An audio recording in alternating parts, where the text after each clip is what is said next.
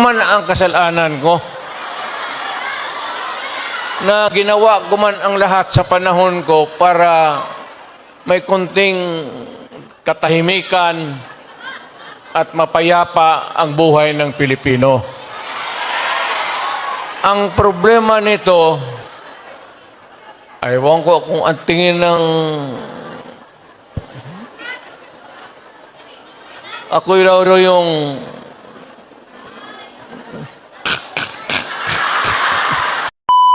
magandang hapon ho sa inyong lahat. Alam niyo, I do not know if you still believe in me. Pero nakatingin ako sa inyo. Ano ko?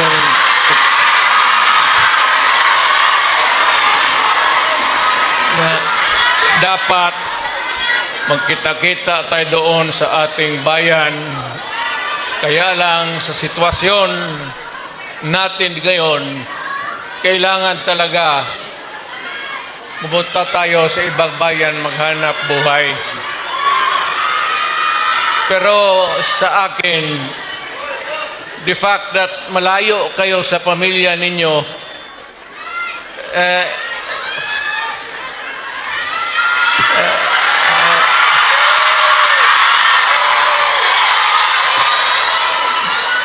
dama ko yung lungkot at alam ko yan. Kasi ganoon rin ako noon. Almost 3 years sa labas ako nagtatrabaho. Well, nagtitraining para sa connection ko sa pagka-abogado. Kaya OFW, yan ang pinakamasarap na magkikinig ako. OFW, mabuhay kayong lahat.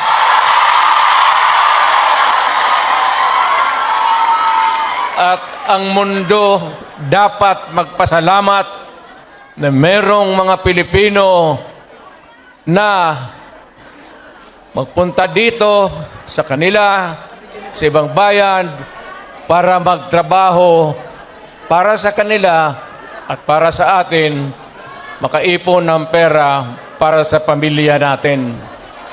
Kasi, well, you know, it could take about 7 to 10 years bago mawala itong sitwasyon natin na ganito.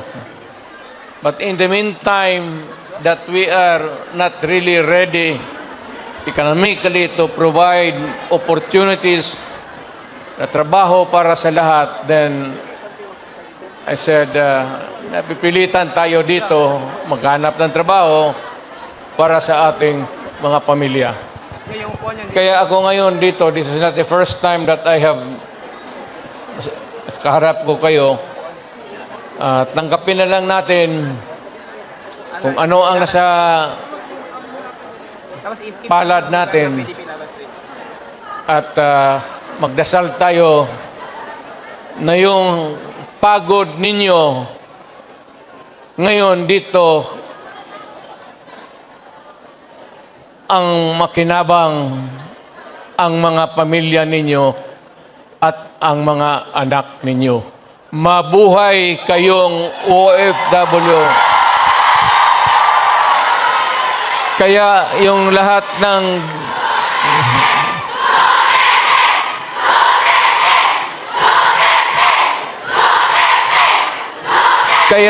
kayong lahat ng mga dalaga pa,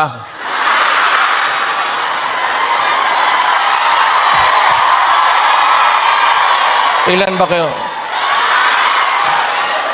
Matagal pa naman ako dito, 1 buwan pa. Pakasalan ko kayong lahat para lumigaya kayo at magkaroon ako ng maraming pera.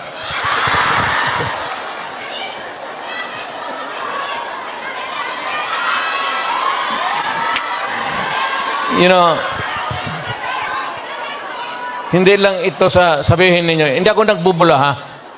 Yung mga taga rito na tumanda na, nung nakilala yung pamilya ko, yung matanda na, yung may karanasan sa Davao noon, alam ninyo yan na ang sitwasyon namin pareho sa inyo.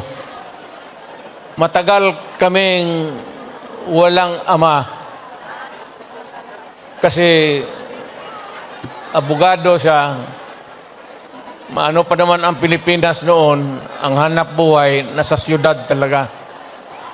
Ang abogado walang silbi dyan pag sa barangay.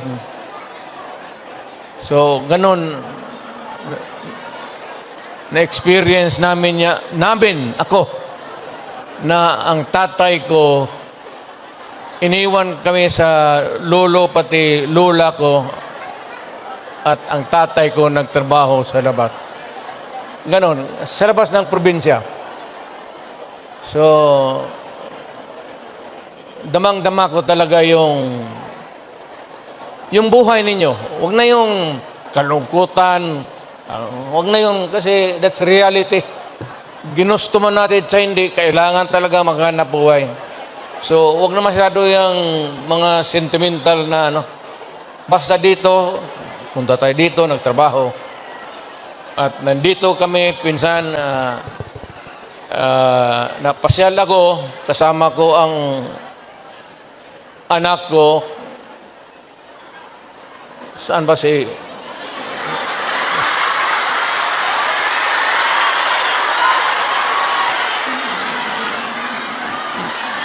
May anak ba ako dito sa labas sa inyo?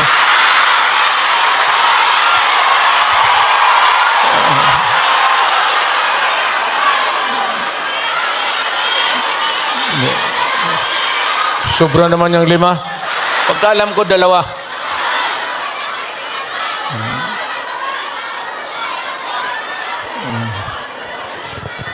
Saan ba pamilya ko?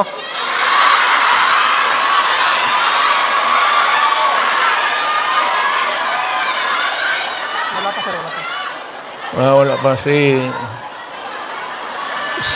Inday na nakausap, okay na. Ang importante dyan si Inday kasi Inday yung politiko eh. So, mabutit naman. So, ano ang pag-usapan natin? May pera kayo ibigay? Basket 10 Hong Kong dollars lang. Walang makina ko kitain dito.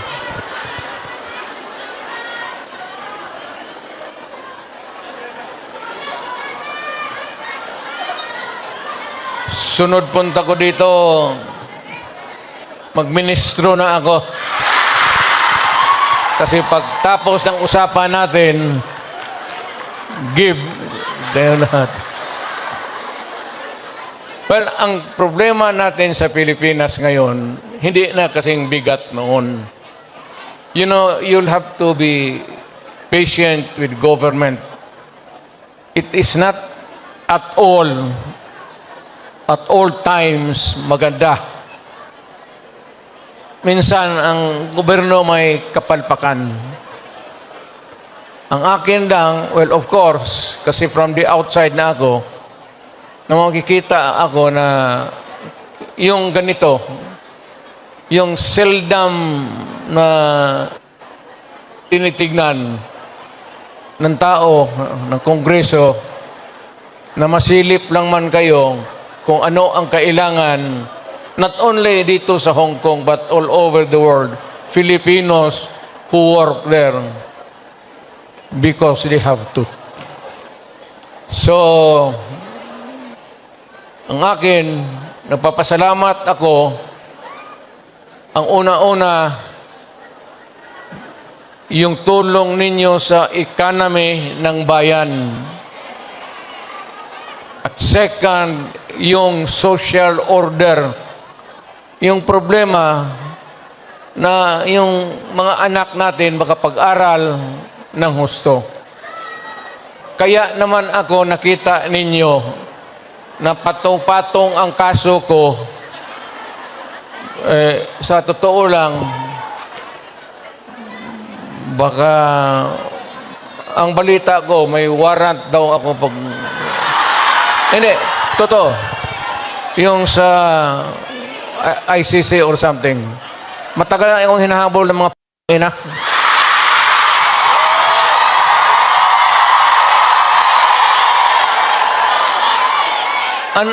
Ano man ang kasalanan ko, na ginawa ko man ang lahat sa panahon ko para may konting katahimikan at mapayapa ang buhay ng Pilipino. Ang problema nito, ewan ko kung ang tingin ng ako yung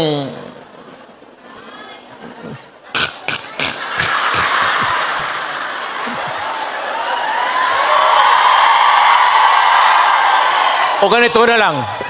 Ganito na lang. O sabi ko, assuming na totoo talaga yung naririnig ninyo. Bakit ko ginawa yan? Para sa sarili ko? Para sa pamilya ko? Para sa inyo at ang inyong mga anak sa ating bayan. Kaya ako man,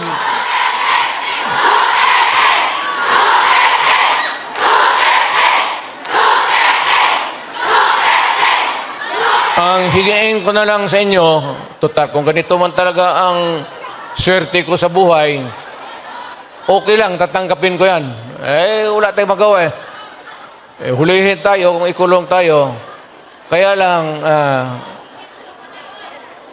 meantime, mag-contribute kayo, baski $5, $10, para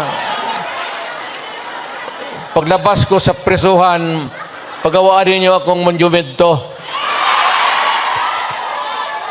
katabi ni Rizal. Si Rizal may hawak na libro eh. Akin.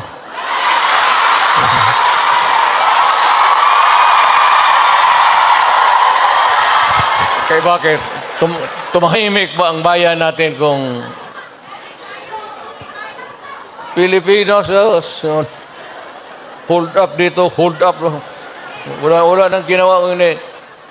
Tayong mga ayaw ng gulo, napipilitan tayo to confront evil because nandyan sa harap natin.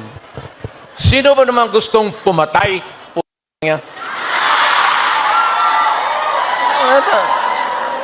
Bakit ako why would I waste my time? Binila, pumapatayan si Duterte, lumalabas ng gabi, ganon. So, sino ba naman gusto maging security guard? Na ang kinuha ko, law. So, but, guro sa trabaho, alam mo sa gabi, dyan rin lumalabas yung mga masasamang tao. At dyan rin lumalabas yung nakakatakot na magandang babae sa buong bayan.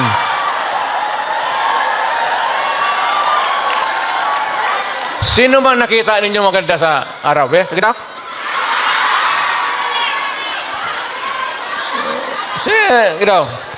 Sa araw. Yung nagtatrabaho, patay ng basket, na mamalinggi. Pero pagkagabi, makita mo, lumalabas. Mga anghel, gising na. Ang mga demonyo putang inatulog na.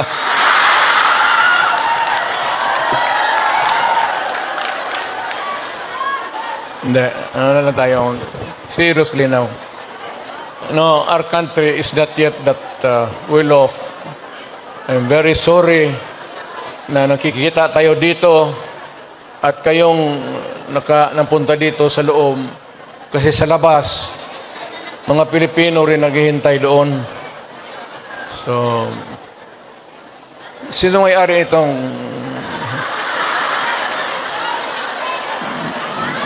Mahinang klase. Siguro contribute lang tayo. Gawa natin third floor. For exclusive use. Para every Saturday makita-kita tayo. Ano na. Maraming mag-uwi dyan, buntis na. Ito yung mga dalaga.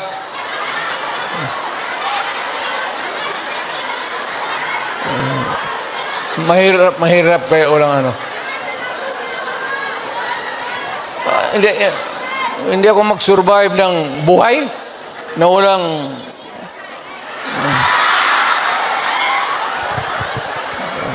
dito pa. Nandiyan ba asawa ko?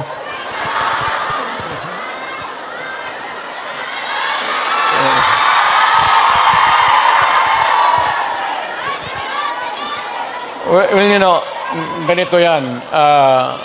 We were not really ordered, but maybe it was a form of an order. But ang dumating sa atin ay request from the Hong Kong authorities that we avoid talking about politics. Ako wala naman akong no plans to talk about politics. It's too early. I will talk about it sa Pilipinas. Doon na lang kayo makinig. I'm not trying to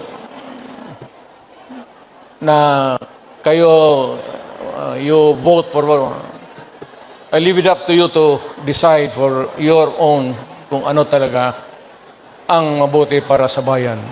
Pero kung kayo, if you have to listen to some advice, maybe you can consider the advice ng former president. An advice that is only good for the country. I am not talking about any candidate, but the interest of the Philippines. So, but mayroon akong mga kaibigan na nandito. Grupo kami dumating. I happen to promise my... Saan nga yung... Wala pang asawa ko.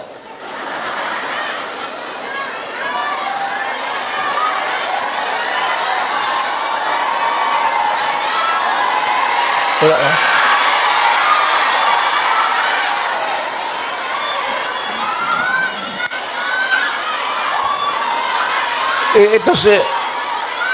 Ito si Hanelet kasi ang asawa ko overseas worker niya. Yung asawa ko ngayon, yung una kong asawa, wag na yun. Nanay ni Inda yun, medyo problema tayo. Alam mo yung nanay ba ni Inday? Isa yan. Tapos nakita ko yan sa aeroplano, stewardess So, hinanap ko kung saan yung bahay. Doon sa Monteverde, doon sa Davao, pasok ako sa mga bahay-bahay doon, nakita ko ang gaga. Nagalaba. Sabi ko, maganda ito ah. Tapos sa hagdanan ako sa kabilang, sabi ko, Miss, labandera ka?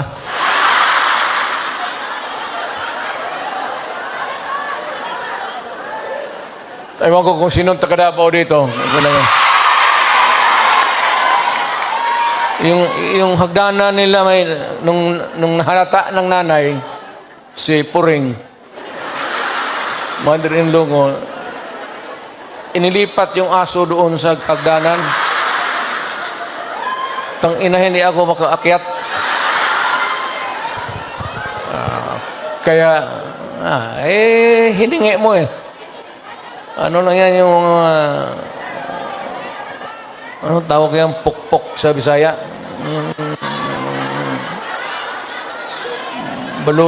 Balutin mo ng karne, tapon mo doon. 2 araw, ang aso nila Dalawang aso lang ako na... Tangina mo. Nung namatay, kasi yung nanay ni Elizabeth may pwesto sa bangkiruhan. Mga damit. Kaya, yun. Ito naman si Elizabeth. Mahaba ng istorya. Pero basta tinanan ko. Dinala ko sa Digos. Kasi nung na-high school ako, nag-abot ako ng Digos. 7 years ako sa high school eh. May graduate school na doon. Umabot talaga ako ng Digos, putang ina. Doon na ako nag-graduate. Sa bagay, sa totoo lang ha, hindi ako nagyayabang. Nothing to be proud of. Nothing to... Alam ba ninyo, ang presidente ninyo, 7 years high school. Oh, taga-Davao, alam mo, alam. Tignan mo ako, sinong mahusay sa lahat? Kasi, nag-aral ako ng matagal sa high school talaga. Tinapos ko ng 7 years para ma-master ko yung buhay.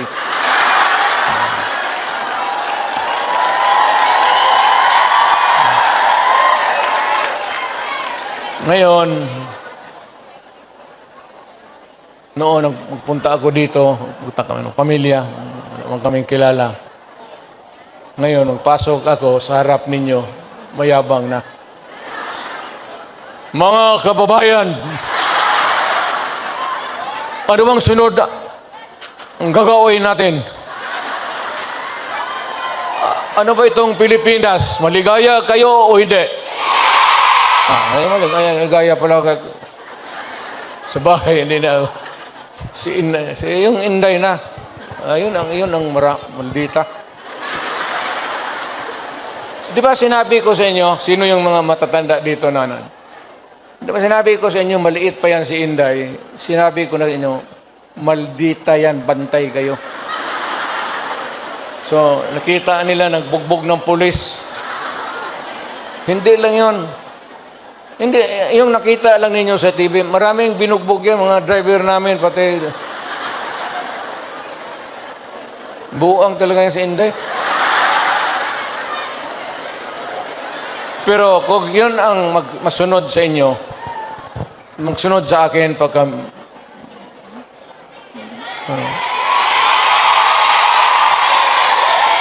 maswerte kayo kung yan ang magsunod sa akin. Kasi malapit na tayo talaga sa gira. Mamili kayo ng kalaban. Hindi, ano yan si Inday? Bright, smart, pero mainit ang ulo.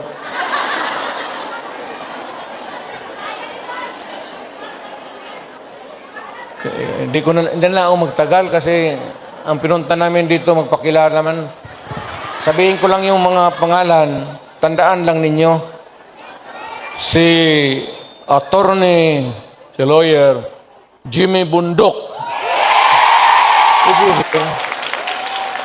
Ayan, nandito pala. Then we have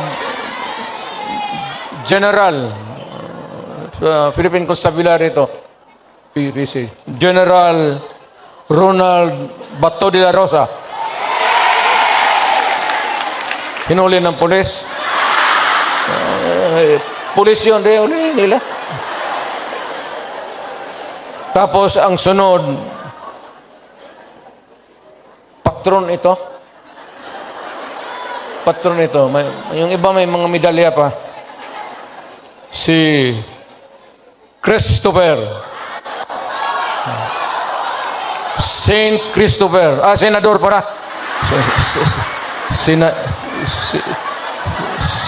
Senador Christopher Lawrence Bongo.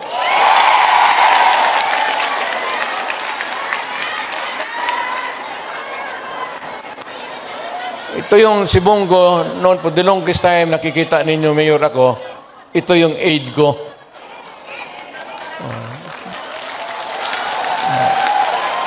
My first aide was a military man. Si Lieutenant,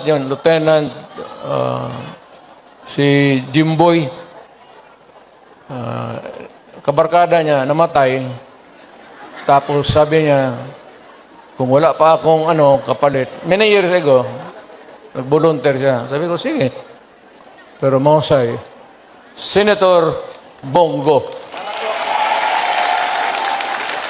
Pero wala ka na, ito bright ito. Bright talaga ito, Chinese eh. Check, magkwenta ito sa yung mga finances namin, gano'n. Hindi na magamit ng calculator. Dito lang. Utang ako nga, 1 plus 1, 3 na.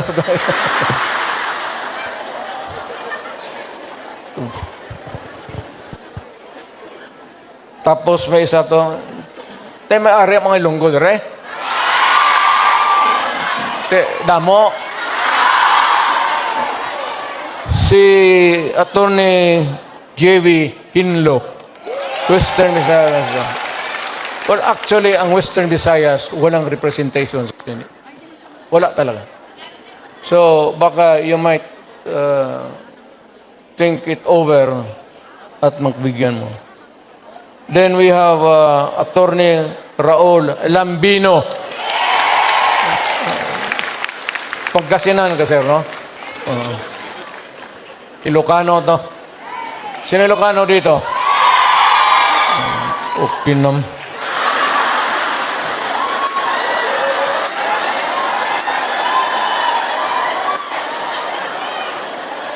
Ang sunod si Rodante Marcoleta. Is a very decent man.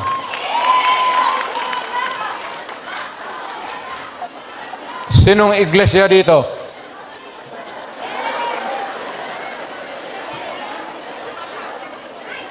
Kandidato natin yan, ha?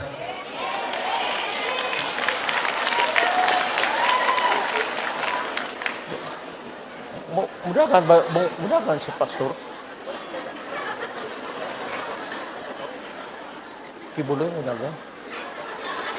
Si Pastor Kibuloy, Mayor, nasa standing. So kung hindi mo siya dito sa atong sunod yan standing. Puro mudahan siya. Si Pastor Kibuloy. Nandito pala. Hindi ko alam yan, ha? Honestly. Tatakbo pala. Baka naglakad ito kasi hanggang ngayon wala pa. Di ba siya yung kaharap ninyo palagi? Pastor Apollo Kibuloy.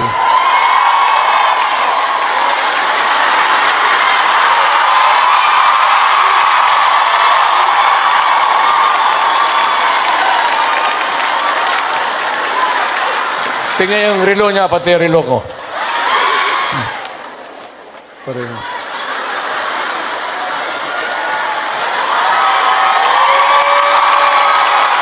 At least si Pastor, pag humawak siya sa dibdib niya, kaharap kayo, yung pag-ibig niya yan para sa lahat. Kami naman, kung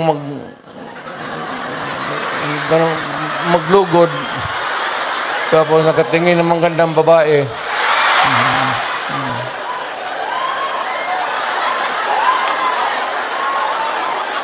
nga. Pero yung mga gano'n na, I am proud to meet you, mga gano'n na style.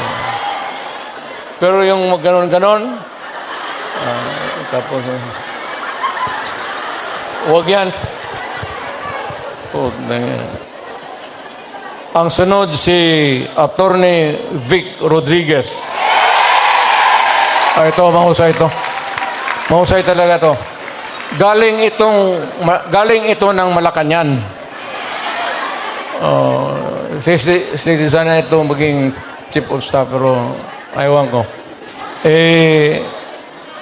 I will not elaborate. Ayaw kong magsira ng tao. Pero ito, umalis ng Malacanang because it was a matter of principle for him. So, maintindihan na ninyo. Talagang prinsipyo na tao. Totoo, itong isa,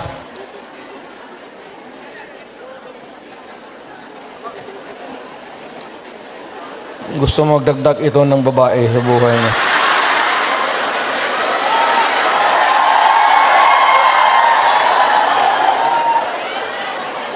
Itong magdagdag ito ng mga 3 pa, kulang ang sweldo nito.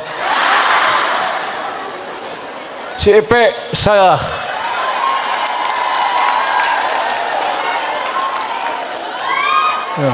oh, kita mo? Basta yung magganyan-ganyan.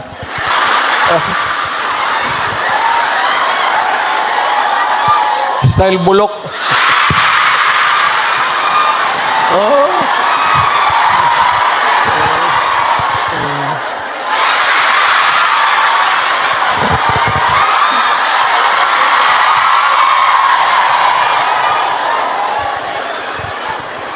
Totoo. Ang kanya ako believe na pakilala. Tapos ibig mag-handshake, mag-ganun muna. Hindi ka naman Diyos. Ginagawa ka lang ng ibahin mo na yung style mo.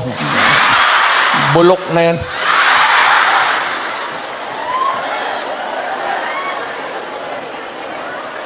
Tapos may idagdag kami, kung sakali lang. Eh, total, makatulong ito. Ibig sabihin, kung sumubra kami sa numero, but taga Davao kasi ito. At hindi naman namin mapigilan kung tumakbo. Nandito, hindi ko naman hiyain. So, isasali ko na lang rin baka. Doktor ito. Pero, ang balita ko, mga 8 na pasyente niya namatay na.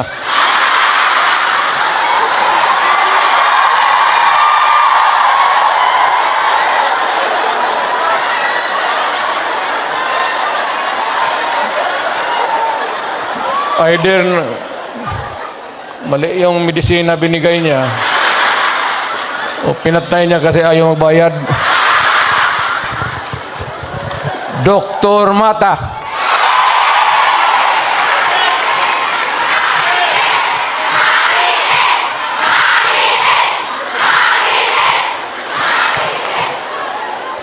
Kumpiyansa kayo niya. Sa totoo lang sa lahat na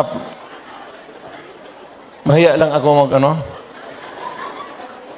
sa lahat na binasa ko, at least 2 lang ang 3 ang medyo matino dito.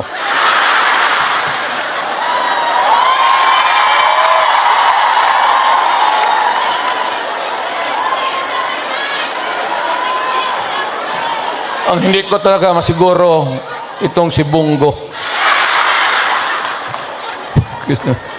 Hindi, mababait ito sila lahat. I mean, mga kapatid, I will not, hindi ako ng muka. Time na.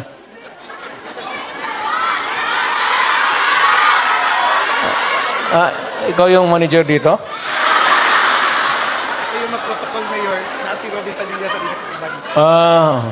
20 minutes pa, 20 minutes pa, 20 minutes.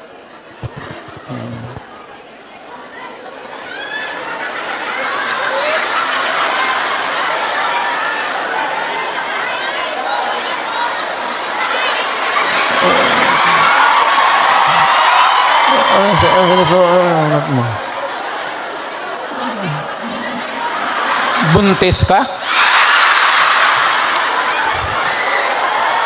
Imposible naman. Surat mo uli.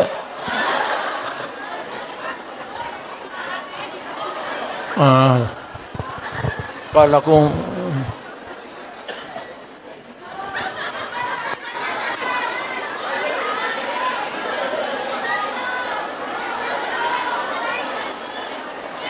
Tayo talaga itong babae. Kaya ka litsi-litsi yung buhay ko. Paski ng presidente. Dahil sa babae. Kasi maraming bisita dyan sa Malacanang noon. Tapos may makita ako babae na maganda. Unahin mo yon.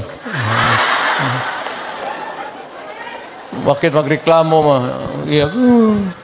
Pinabuntisan ako ng gwardya mo sa... Tangina. Dito tayo sa party list. Si Harold Duterte. Alam mo, I have not... Hindi ko na nakilala itong... Nandito ba? Hindi ko talaga nakilala ito.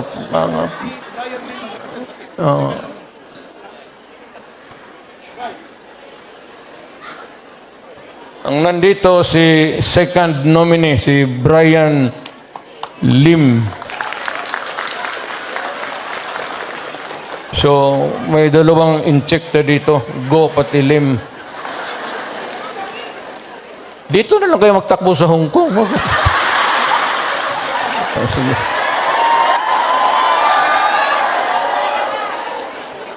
Then pangatlo si Johnny Toleran. Walang sinabi, walang binatbat o wala?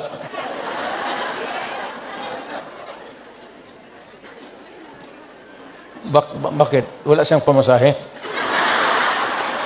Takbo-takbo ganyan lang yung mga yun. Takbo, tapos walang pera.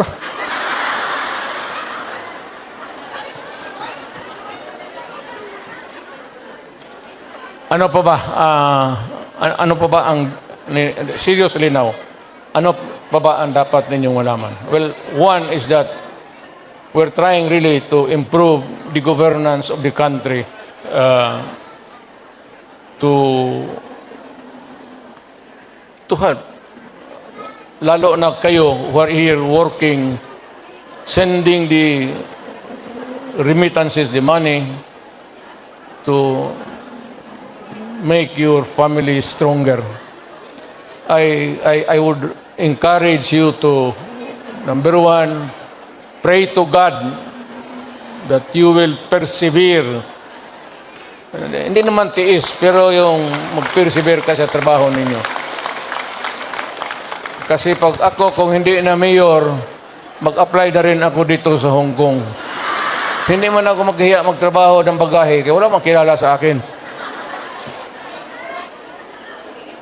Just pray to God and rest assured that we are doing everything we can to really improve our country.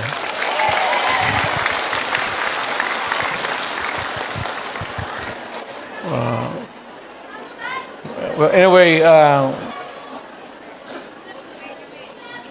kung hindi ko kayo maano, mayang gabi sa... May plaza ba dito? Mag-upo lang ako doon, isa-isa lang. Hindi sabay kasi, hindi kaya. Istorya tayo ng problema natin sa buhay. Ano ba problema ninyo?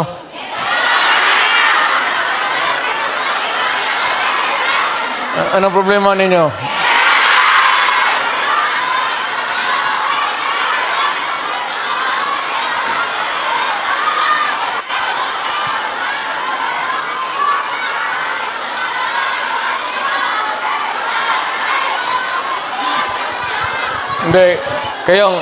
Hindi ako nagbibiro ha, hindi ako nagpapatawa.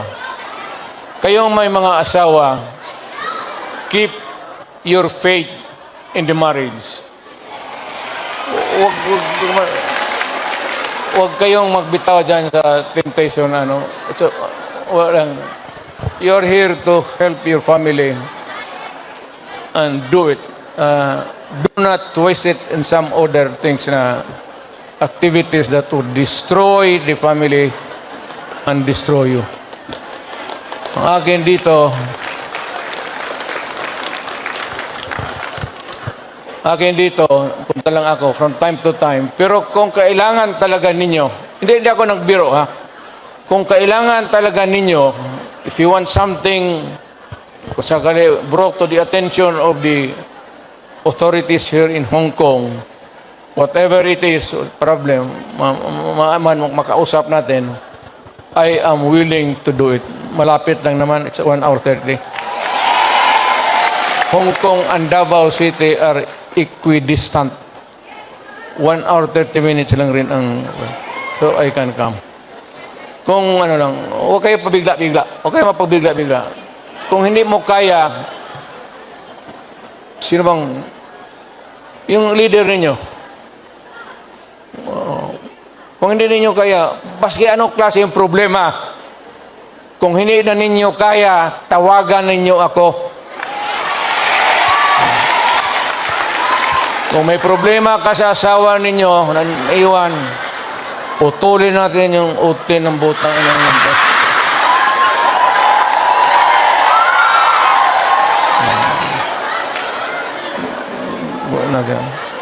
Basta, nandyan lang ako sa Davao.